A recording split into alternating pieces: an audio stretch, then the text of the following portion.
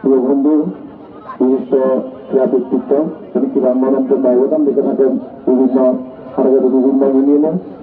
আমার প্রিয় বন্ধু তারা এখন সিদ্ধান্ত আজকের অনুষ্ঠানের বিষয়গুলিতে আমার প্রিয় অনুজ, তিনি ফুটবল একাডেমির ম্যানেজার হিসেবে দায়িত্ব পালন করছেন হাটাজারি ফুটবল একাডেমি। আমার প্রিয় সহকর্মী এবং তিনি একজন ক্রীড়াপ্রেমী মানুষ। ক্রীড়াঙ্গনের জন্য বিগত সময় থেকে অনেক বছর ধরে উনি অবদান রেখে আসছেন।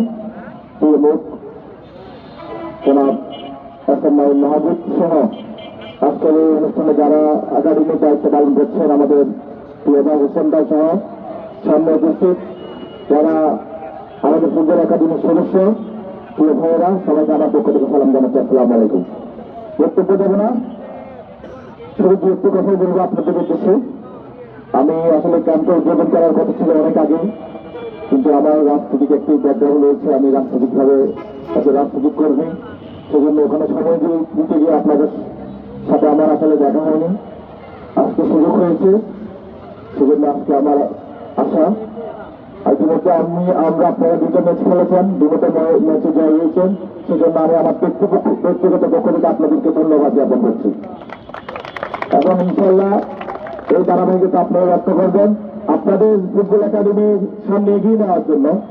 আমার তরফ থেকে এবং আমার জাতীয়তাবাদী দল, বাংলাদেশ জাতীয়তাবাদী দল এবং আমার প্রান্তীয় নেতা, তিনি হাটাজারি থেকে মানুষের প্রার্থী হিসাবে নির্বাচন করবেন, মিস্টার মীর হালাল ভাইয়ের পক্ষ থেকে সর্বাত্মক যা কিছু প্রয়োজন সব সহযোগিতা আপনাদের জন্য থাকবে ইনশাল্লাহ।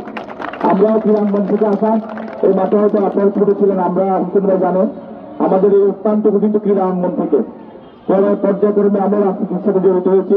হাটাজারির মাঠে আমরা অনেক টুর্নামেন্ট আয়োজন করেছি, একটা টুর্নামেন্ট ক্রিকেট টুর্নামেন্ট আয়োজন করেছি আমাদের সংগঠন মুক্তিবন্ধ থেকে।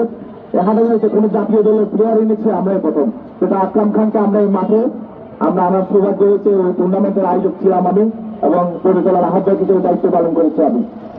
মাঠে অনেক টুর্নামেন্টে আমাদের সহযোগিতা ছিল, আমরা আয়োজন করেছি।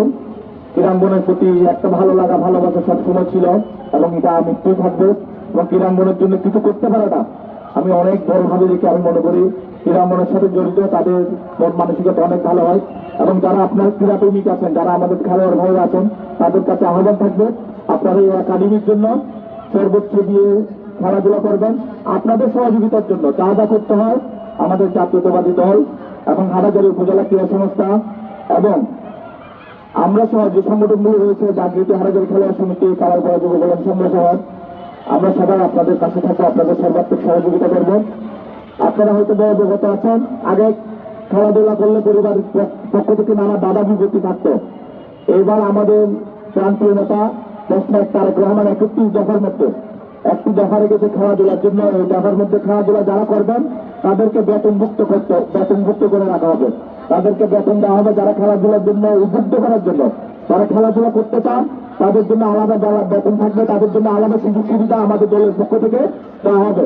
আমাদের দল যদি আশা করি ইনশাল্লাহ যদি সরকার গঠন করে যা ফ্যাসিলিটি দরকার হাটাজারি ফুটবল একাডেমির জন্য ইনশাল্লাহ সর্বাত্মক সহযোগিতা আপনাদের জন্য আমি দেবো ইনশাল্লাহ। আমি এই কথা ব্যক্ত করছি এবং সাথে সাথে আপনাদেরকে বলবো যারা ক্রীড়াপ্রেমী ভাইয়ের আছে, যারা ক্রিকেট খেলে তাদেরকে ক্রিকেটের জন্য মুক্ত করবে, যারা ফুটবল খেলে তাদের আপনাদের একাডেমিতে যোগদান দেওয়ার জন্য মুক্ত করবেন ইনশাল্লাহ। আপনাদের পাশে আমি আছি, আপনাদের সার্বিক সহযোগিতা আমরা সহ আমাদের ভাইয়ের, আমাদের প্রান্তীয় নেতা মানসিকের প্রাপ্তির দেশপ্রেমী ভাই থাকবেন। উনিও আপনাদেরকে আজকে আপনাদেরকে সালাম পৌঁছিয়েছেন, আপনাদের পরিবারকেও ওনার পক্ষ থেকে সালাম দিবেন, বলবেন দেশপ্রেমী মোহাম্মদ হালাউদ্দিন ভাই সালাম দিয়েছেন।